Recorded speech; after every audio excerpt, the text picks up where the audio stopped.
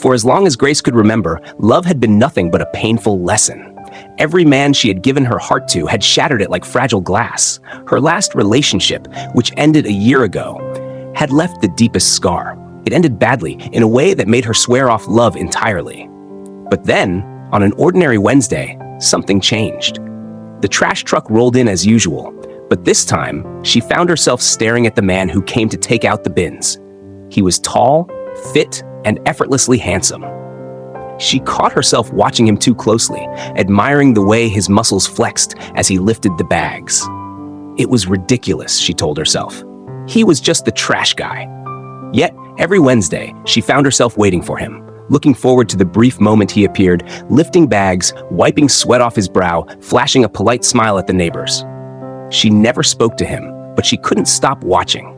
One afternoon, while she was lost in one of these dazes, staring out the window at him, she didn't notice when her best friend, Lisa, walked in. "Okay, what's up with you?" Lisa asked, smirking.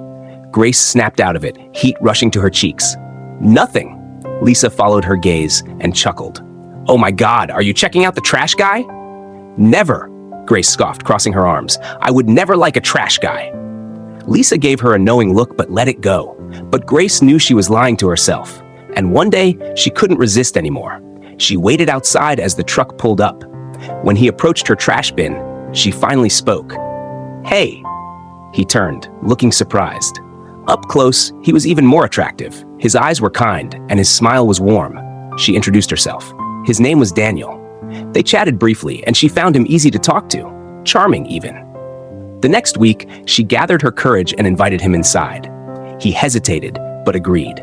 Inside, he took off his jacket, revealing a fitted t-shirt that did nothing to hide his toned arms. She offered him milk and cookies, and they talked for what felt like hours. He was funny, intelligent, and kind. By the time he left, she knew she was in trouble. She had fallen for him, and it seemed he had fallen for her too. But then, the moment everything fell apart came.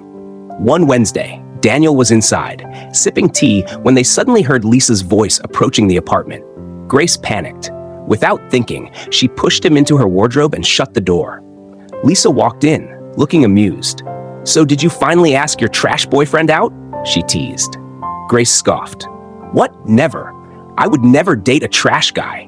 She said it without thinking, without realizing the weight of her words. Lisa's phone rang, and she left in a hurry. Grace let out a breath of relief and opened the wardrobe.